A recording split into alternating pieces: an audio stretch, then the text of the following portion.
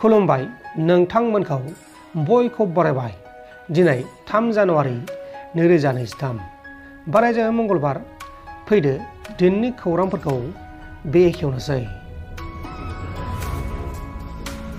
आसामाव मोनसे मुगैथाव जाथाया सोराङाव फैदों।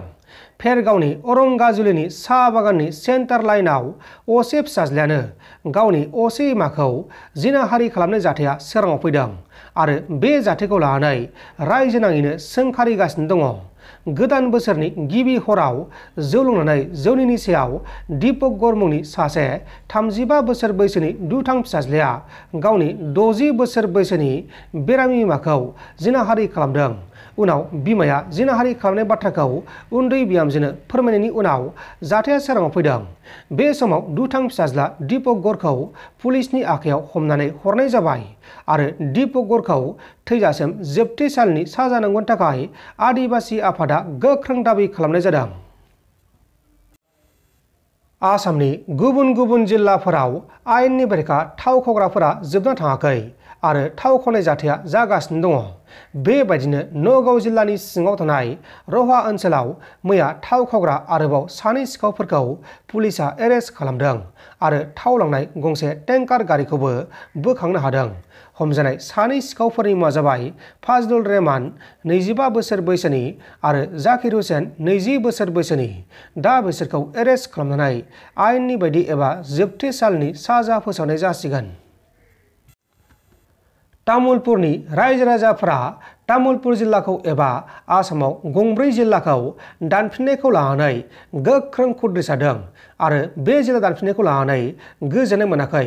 लोगोसे बे जिल्ला दाननायखौ गनायनो हाया होननानै गोख्रों खुद्रिसादों। गरेस्वरनि गाय लामायाव गोबां आफादफोरा खौसे जानानै दुंहाव थासारि खालामदों आरो मुसुखाबो सावदों। एजेएसपि, केएमएससि, गरिया मरिया जाति परिषद आरो एबिएमसिआ आसामाव 2 जिल्लाखौ दाननायखौ लानानै गोख्रों खुद्रिसानानै होसिख्रावदों। लोगोसे आसामनि चिफ मिनिस्टार हिमन्त बिश्व शर्मा आरो बिटिआरनि गाहाय खुंगिरि प्रमद बर' बिथांमोनखौबो सोंखारनाय जादों। मोनसे गिख्रंथाव लामानि जाब्रबथाय जादों। बे गिख्रंथाव लामानि जाब्रबथायजों 4 सुबुङा जायगायावनो जिउ गोमानांगौ जादों। वेस्ट बेंगल रायजोनि बांकुरायाव माइ बस्ता लांबाय थानाय गंसे ट्राकनि फारसे टायारा पाम्पसार जानायाव हरखाबै ट्राकआ बेलथायनानै जाब्रबथाय जानानै 4 सुबुङा जिउ गोमानांगौ जादों आरो बे जाथायावनो गुबुन 2 सुबुङा गोब्राब जोखोम जादों। बे ट्राक गारियाव गासै 6 सुबुंफोरा दावबायगासिनो दंमोन। बे समाव जोखोम जानायफोरखौ फाहामसालियाव फाहामथायगासिनो दङ। लोगोसे बे जाथायखौ नुनाय मानसिफोरा सोमखिखांनाय फोरमायदों। नोंथांमोन दासिमनि माखासे खौरांफोरा बेखिनिनोमोन।